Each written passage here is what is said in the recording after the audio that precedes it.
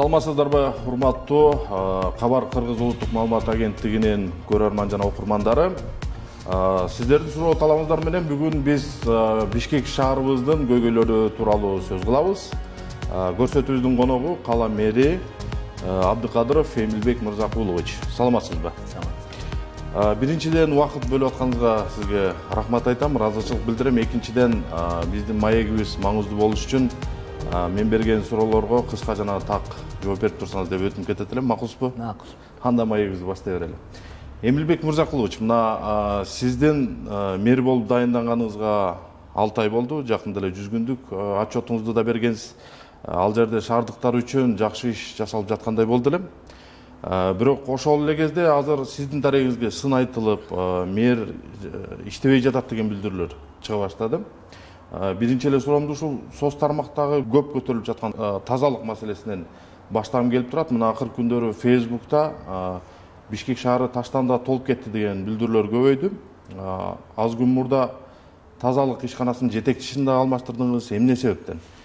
Деги эле шаардын тазалыгын кантип жолго салсак, көйгөйлөрдү кандай жолдор менен чечсек деген пландарыңыз бар? Шаардыктардын баягы тазалык маселесине көңүл буруп, ушундай бизге претензия коюп аткандары туура.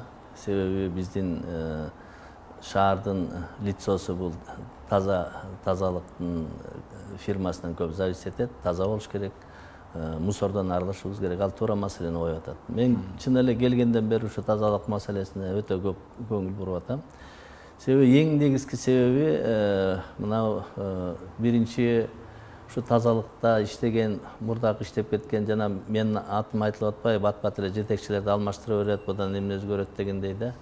Менин эң чоң негизги принцибим профессионалдар иштеш керек деген принцип. Тазалыкка эгер тазалыктын жумушун билбеген адам келип шаарда тазалыкка иштей албайт. Себеби бу жерде чын эле жанагы биздин соцсеттерде айтып атат го, биз тазалыктын рабочилары. Мен эртең менен эрте 4:30-дан баштап шаарды кыдырам. Өзүм спортивный форма менен кийип алып кыдырам. Ошол мына ошо иштеп аткан дворниктер болобу, эртең менен саат 4:30-да поливалкалар, жолду жууган машиналар менен жолугам, алар менен сүйлөшөм. Эмне көйгөйлөрү бар экен мен сурайм. Бирок мен мэр экенимди аларга айтпайм. Ошондо чын эле бул тазалыктан маселе бар да. Себеби буга чейин мен эми аттарын айтпай эле коеюн. Буга чейин бир канча жетекчилер иштеп келген. Мына жакында муну биз дагы соцсеттерге, ошо сиздерге көргөзөбүз. Муну жетекчилер өзүнчө баягы туугандашып кеткен, анан кийин тааныш-туунушун койгон, анан ушундай бир өзүнчө бир семейный баягы ушундай адамдар иштеп кеткен да. Анан ошону тазалап профессионалдар келип, шаардын көйгөйлөрү көп, техника эскирген. Мына 2015-жылдан бери тарифтер көтөрүлгөн эмес, каралган эмес, чынында эле жетпейт. Мына мен өткөндө бир көчөдө иштеп аткан тазалыктын балдары менен булардын жумушу өтө кыйын. Буларда суббота деген жок, воскресеньеден жок, майрам деген жок. Эртең менен 4-тө келем деди байке. 4-тө келем, ана азыр шыпырып атам деди. Бирок көйгөйлүү маселелер бар буларда. Мына техника маселесин айтып атпайбы? Чын эле техникада эскирип бүткөн. Эми ошол азыркы абалы биз оңдойлуу деп аракет кылып атабыз. Чын эле зарплаттары да аз. Мен бирөөнө жолуксам айтат, канча зарплата алсаң, 13,5 миң зарплата алам дейт. Анан квартирада турам дейт. Ушундай балдар, адамдар көп. Бул иштеп аткан балдарда эч бир мындай күнөө жок. Булардын күнөөсү эмес, ушуну иштеп жүргөн жетекчилерден болуп атат. Себеби жетекчи деген өзүнүн коллективин жакшылап караш керек. Бу жерде чоң коллектив бар. Кандай жашап атат, акыбалы кандай, эмнеге муктаж болуп атат, зарплаттары жетип атабы, каерде жашаган жерине чейин, кылган ишине чейин, үй бүлөсүнө чейин негизи камкордук көрүш керек. Ошон үчүн мен чын эле ушуларды азыр алмаштырып, 2 жолу алмаштырдым. Себеби ошо жетекчилер кайдыгери болгон жерде коллективде ушундай ийгиликтер болбойт. Аны баарыбызга белгилүү. Ошон үчүн мен азыркы койгон мына өткөндө дагы бир ай мурда ушундай мусор маселесинен митинг кылып чыкпай ушундай маселе болгондо мен жетекчилердин сурасам, мага сунуш беришкен жок. Ушуну кантип өзгөртүш керек? Финансовый источниктер кантип зарплатты көбөйтөбүз, кантип техниканы оңдойбуз деген сунуштар түшкөн жок. Эгер сунуш түшпөсө, ал жетекчи кайдыгер жетекчи да. Себеби деген жетекчи деген күйүп бышып күнү түн иштеш керек. Анан жөн эле баягы чуркай берип, ары чуркап, бери чуркай бергенде маселе чечилбейт да. Ошон үчүн азыркы замындагы жетекчисинде мен алмаштырдым жакында. Себеби бул балдар чын эле бир 10-15 жылдан бери ушул системада иштеп жүргөн балдар экен. 10-15 жыл. Комбинат благоустройства иштептир, инспекцияда иштептир, департамент иштептир. Мен ошону иштеп жүрүп балдардан профессионал балдарды алып келгенчиден ушуну мага сунуштады. Мен ал жетекчини өзүм билбейт экен, бирок резюмесин карасам, действительно ушунун баарын баштан өткөн бала экен да. Себеби ар бир адам өзү ошол жерде көчөнү шыпырып, тазалап, ошол системада иштебеген киши бул системага чыдай албайт. Бул жер деген эми акча жей турган жер эмес да. Бул элдин, шаардын лицосу ушул тазалыкта. Ошон үчүн мына экөө тең ушундай бала экен. Жетекчисин дагы, замы дагы ушул жерде иштеп кеткен. Бир ар кандай себептер менен убагында жумуштан кетирип жиберишкен. Мен ошол балдарды кайта жумушка алып келдим. Бирок ал балдар азыр жакшы иштеп атат. Мына Кудай буйруса көрөсүздөр. Ушу бир жуманын 2-3 күндүн ичинде азыр күнү түн иштеп атат. Техникалар кече күнү эле 6 техника ремонттон чыкты. Андан тышкары мына Өзбекский, Кыргызский фонд менен Азиз Алиев менен кече күнү мурда күнү жолугуп сүйлөштүк. Биз азыр Гор кеңештин депутаттары менен да макулдаштык. Жакында лизингке жаңы техника алып берүү, тазалыктын баягы техникасын жаңылоо маселесин карап атабыз. Андан тышкары иштеген балдардын айлык акысын көбөйтүү маселесин карап атабыз. Туура маселе. Эгер 13 миң, 15 миң, 16 миң алса, үй бүлөсүн алар кантип багыш керек? Ошо айлык акы дедиңиз, кече жакында билдирүү чыкты. Буга чейин ошо тазалык ишканасынын кызматкерлери 30 миң сомго чейин айлык акы алат элек. Азыр ошонун эмеси түшүп кетти, айлыгыбыз түшүп кетти, 15 миң сомго чейин түшүп кетти деген дооматтарды айтылып атат. Буга кандай дейсиз? Биз эми айлыкты түшүрүү жагын эмес, биз айлыкты көтөрүү жолун карап атабыз да. Эми ал мурда кандай жол менен алып жүргөндүгү мага белгисиз. Бирок мен келгенде эле ушул счетный палатанын актылары бар. Мурдакы жетекчи ушул комбинатта азыр мактап көп айтышып атпайбы? Ошол жер жетекчи иштеп жүргөндө 85 миллион сом финансовый нарушение болгон. Мына азыр бул маселени элдерде көтөрүп атат. Счетный палата текшерген. Күч органдарына дагы биз кайрылып бергенбиз. Ошо 85 миллион финансовый нарушение кылган. Мындай нарушение кылып, айлыкты кандай жол менен көтөргөнү мага белгисиз. Бирок мен булардын балдардын айлыгын көтөрүү жолун иштеп атам. Закондуу, укуктуу, закондуу жолун иштеп көтөрүшүбүз керек айлык акыны. Анан кийин алар кандай, эгер мындай дагы бизде информация бар. Бир кишинин ордуна 2 кишини оформить этип коюп, анан бир кишинин айлыгын бир кишиге кошуп берип, орусча айтканда мертвые душилердин айлыктарын алып көтөргөн жолдору да бар деген бизде информация бар справкада. Андай, бирок андай жол менен биз барбаш керек. Биз закондуу түрдө айлык акыны көтөрүшүбүз керек.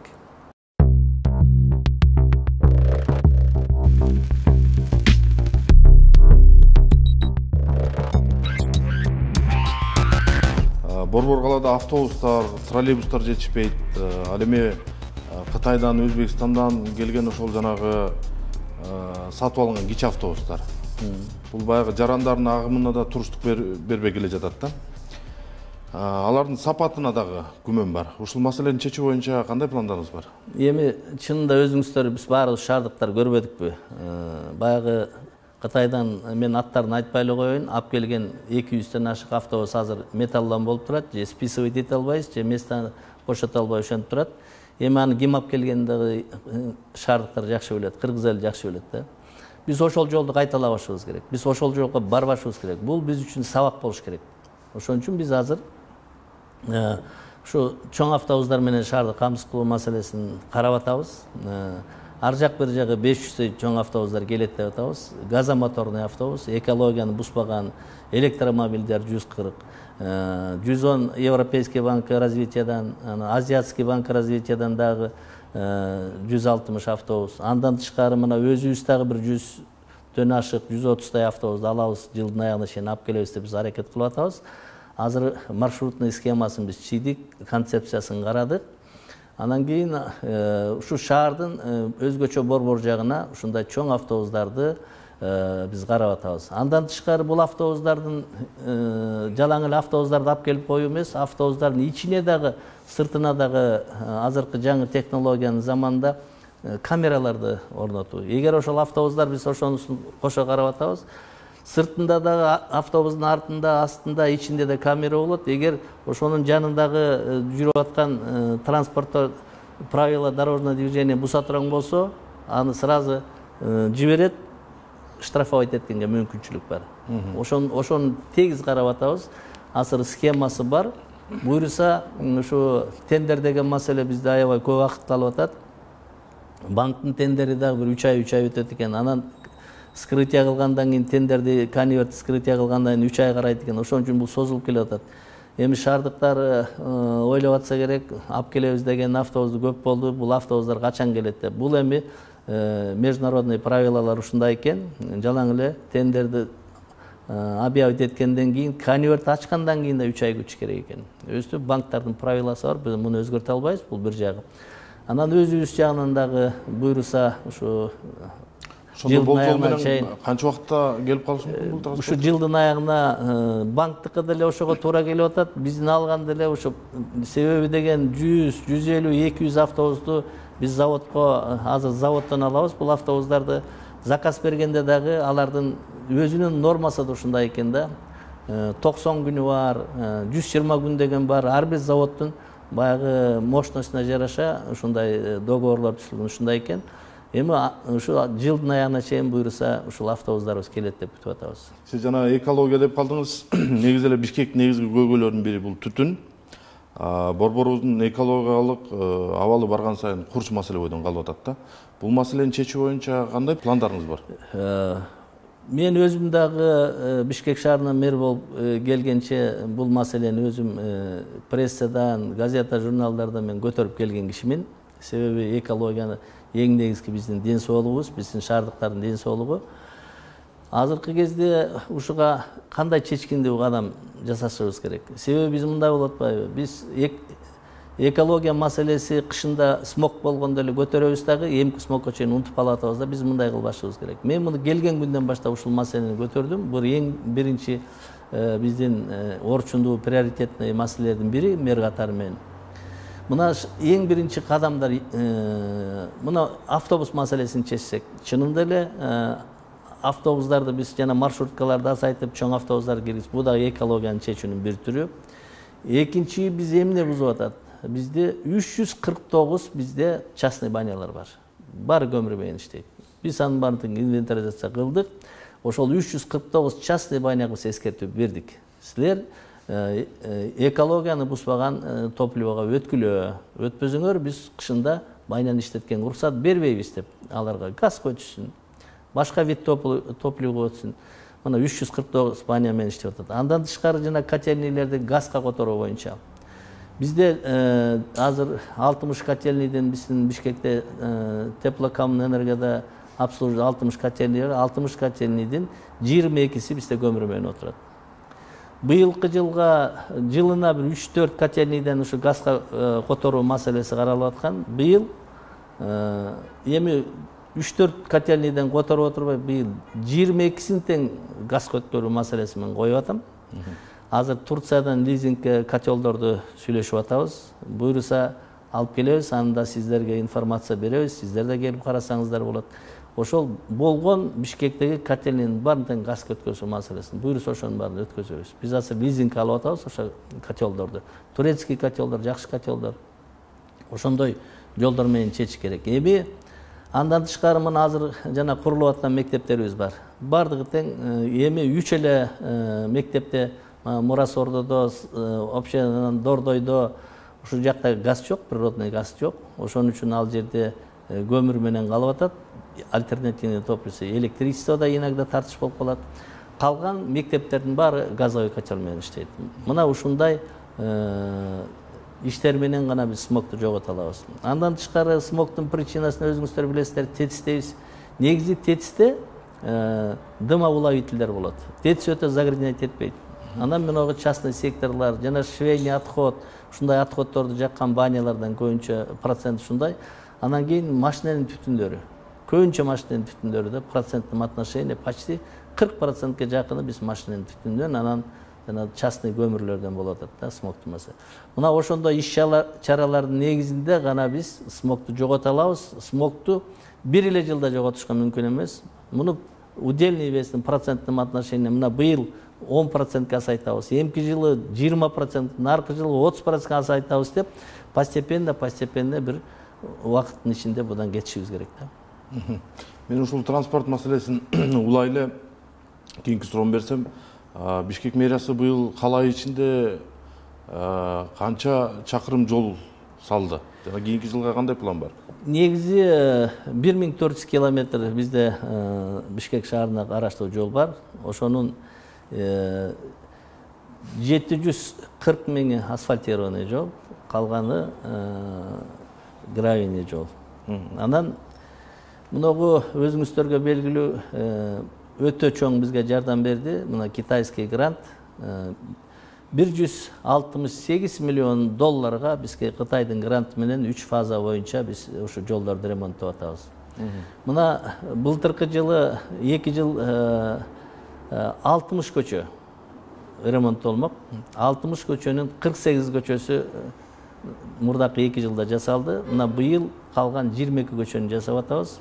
Унун узундугу 70 километр жол. Мына өзүңүздөр көрүп атасыздар, өзгөчө мына жаңы конуштардагы сырткы көчөлөрдө, шаардын ичиндеги деле кичинекей көчөлөрдүн баары тең асфальт болбой калган.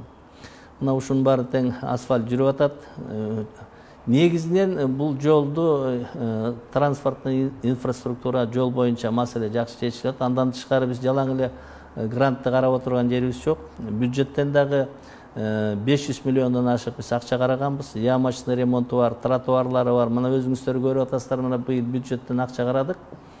Многу Молодая гвардия, Ахунбаева, тиягы Жибек жолу, өйдө жагы Советский, Правда көчөсүнүн ушул көчөлөрдүн ичиндеги тротуарлардын толугу менен биз асфальттап атабыз. Мына мындай себеби эле асфальттап аткан себебибиз биз брусчатка мурда ар бир тротуарда брусчатка кое бергенбиз. Брусчатканы өзүңүздөр көрүп атасыздар. Бир 4-5 жылдан кийин ал брусчаткалар жарабай калат. Ошон үчүн жана неудобство болуп атат биздин пешеходдорго жүргөн. Ошон үчүн биз келечекте тротуарлардын баарын асфальтка өткөзүшүбүз керек. Сиз ошол инфратүзүм жөнүндө айтып калдыңыз. Мэрияда жаңы конуштардагы инфратүзүмдү, социалдык абалды жакшыртуу үчүн кандай иш чаралар болуп атат? Эми ушул сурооду мага журналисттер өтө көп берет. Жаңы конушта, себеби жаңы конушта да биздин жаңы конуш эмес, эми конуштар деп эле коелучу. Жаңы болбой, алар канча жылдан бери. Мында карап көрсөңүздөр, кээ-бирки шаардын ичине караганда ошол конуштардын инфраструктура түзүмдөрү жакшы болуп калды. Мына ар бир жасалып аткан объект болобу, жол болобу, тротуар болобу, же болбосо мектеп болобу, бала бакча болобу, ФАП болобу, ошону мен анализ кылып көрдүм. 60% ошол бизде конуштарда салынып атат. Мына салынып аткан мектептин дагы, больницанын дагы, ремонттун дагы бардыгы жаңы конуштарда салынып атат. Азыр карап көрсөңүздөр, шаардын тегерегинде жаңы конуштарды карасаңыздар, жолдор кандай акыбалда? Жолдор жакшы. Именно жанагы грант менен келген, мына экинчи фаза менен жасалып аткан жолдордун көпчүлүгү жаңы конуштарда, 60%. Бала бакчаларда ошо жаңы конуштарда. Ошон үчүн жаңы конуштарга биз өтө көңүл бурушубуз керек. Андан тышкары биздин баягы арабтардын фонду бар, кандай фонддор келсе дагы биз ошол жерге бала бакча курганга, мектеп курганга бардык көп маселелерди ошол жака жумшап атабыз негизде. Буларды караш керек. Жаңы конуштарга өтө көп көңүл буруш керек, мында маселе жок. Сиз жана социалдык объектилер боюнча сөз кылып калдыңыз. Буга чейин кеп болду эле, азыр деле бул эми көпчүлүктүн бүйүрүн кызытып турат. Күз айына чейин жаңы окуу жыл башталганга чейин 16 социалдык объект бүтөт деди. Ошол объектлердин курулуш иштери азыр кандай болуп атат? Эми курулуш иштери жүрүп атат, жакшы жүрүп атат. Ар бир ошол 16 объекттин ичинде бул өзү биздин президенттин берген бизге тапшырмасы чыгарган. Муну аткарышыбыз керек, сөзсүз аткарышыбыз керек. Биз ошон үчүн биздин курулуш компаниялар күнү-түн иштеп атат. Сиздер дагы ошо пресса карап кыдырып көрүшүп атат. Буйруса биз 2-3 мектеп уже бүтөөрүнүн астында турат. Негизинен 15 сентябрга биз бүтүш керек болчу. Буйруса 15 сентябрга 16 объекти биз бүтүрөбүз деп турабыз. 16 объекти. Эми буга бул өзү убакыт 4,5 ай деген мындай чоң объекттерге чынында бүтүрүш. Мен өзүм курулушчумун, өтө тар убакыт. Бирок биз ошого карабай тапшырманы аткарабыз. Буйруса 15 сентябрда көрөсүздөр. Эми мындай баягы строительный технологический процесс соблюдать этилбей калды, мунун сапаты кандай болот дегенде суроолор бар. Мен сөз берип кетем бишкектиктерге. Сапаты өтө жакшы курулуп атат. Өтө жакшы сапатта курулуп атат. Кийин мунун баарын тең сиздер менен чогуу карап көрөсүздөр. Мунун ачуу аземине да катышасыздар деп ойлойм. Сапат өтө жакшы. Бир мени сүйүндүргөн нерсе, мына Мурас Ордодо, Алтын Ордодо ошо 2 мектеп азыр бүтөөнүнө жакындап калды. Ошо бир 10 чакты күнүн ичинде биз бүтүп мектеп 1 сентябрга даяр болот деп турабыз. Биз 15 сентябрга бүтүш керек болчу, бирок 1 сентябрдан баштап учебный процесс башталса, балдар окуу парталарын коюп, оборудованиен коюп кире беришет. Элдер, ошол жерде жашаган элдер, мына мен Мурас Ордодо болуп ар бир объекттерди карап атам. Ошо эне аталар ошол жерде өтө чоң мектеп, 970 000 квадрат. Почти 2 мектептин объемунда өтө. Союздун убагында да мындай чоң мектеп курулган эмес. Экисменде 1,5 миң окуучу окуй турам. Ошол айылдын элдери келип курулушчуларга жардам беришип атат. Субботник кылышып атат. Эмне жардам берели? Кээ бир кезде курулушчуларга келип чайларын берип кетишип атат, рахматын айтып атат. Эми ошол мектептердин жанына дагы жолдорундагы ошо биз карап, жолдорундагы асфальттап, тротуарлардын мүмкүнчүлүккө жараша баарын эмес, мүмкүнчүлүгү ошол жагында карап атабыз. Буйруса жакшы качественный мектептер бүтүрөбүз айткан абагыбызда. Анан кээ бирки адамдар ишенбей дагы ар кандай сын айтышып атат. Эми кыргызда жакшы сөз бар го, жөө-жөнү күзүндө санайт дейт го. Эми 15 сентябрга чейин бир аз убакыт калды, бир аз чыдап турушсун, бизди сындабай. Анан кийин результатын көрүшөт деп мен Кудай буйруса бүтүрөбүз деп ойлоп атам. Рахмат. Кыргызда кыштын камын жайда көр деген жакшы сөз бар, аны билесиз. Мына эми жай айда аяктап, күз айы келатат, анан анын арты менен бат эле кыш келет дегендей. Ошол шаардыктарды арзан көмүр менен камсыз кылуу боюнча буга чейин сиз да акча маселесин чечкендигиңизди билдирдиңиз эле, ал иштер азыр кандай болуп жатат? Эми бул маселени мен мындан 1-2 ай мурда өзүм көтөргөм. Себеби деген өзүңүздөр көрүп атпайсызбы? Жылында эле баягы кыш келгенде эле биз кыргыздар ушундайбыз да. Кыш келгенде эле барып очередке туруп талашат, анан баягы көмүр саткандар баасын көтөрөт, анан баасы да көтөрүлүп кетет, анан ажиотаж болуп ушундай проблема болот да. Ошон үчүн мен мунун алдын ала 20 миллион сом жана бизде 5 миңден ашык үй бүлө бар, ошо 1,5 тоннадан көмүр ала турам. Ошолорго акчасын которуп бергем. Базаларды айтып, азыр базалардын баары иштеп атат. Ошонун баарын биз контролдоп атабыз. Бул бир маселе. Эмитеден көмүрүн алып албаса, биринчиден база арзан болот. Экинчиден сапаттуу каалаган жерден көмүр алат.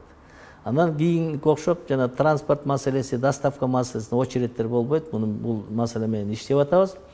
Андан тышкары ушу көмүрдүн дагы сапатын негизи карашыбыз керек да. Эми көмүрдүн сапаты биздин мамлекеттин саясаты азыр Кыргыз көмүр деген ишкана түзүлдү. Мурда бул жоюлуп кеткен. Эми Кыргыз көмүр ушул жагын карап атат. Кыргыз көмүр менен да биз сүйлөшүп атабыз. Министерство энергетика менен сүйлөшүп атабыз. Ошо кышка азыртадан даярданышты. Андан тышкары биздин котельнийлер бар. Жана айтып кетпедим, 60 котельний. Ошо 60 котельнийдин биз аракетибиз жана 22си көмүр менен жагылчу. Эми смог болбосун деп ошону газга өткөзүп алсак, бизде ал жагынан проблема болбойт. Баягы иш-чаралардын баары жүрүп атат, теплосет. Бизде штаб бар. Ошол штабта бул маселени карап атабыз.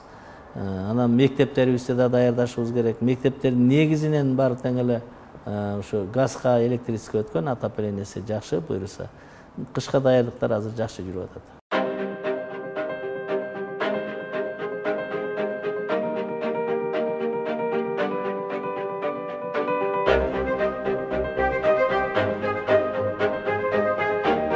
Эми акыркы суроом болсун.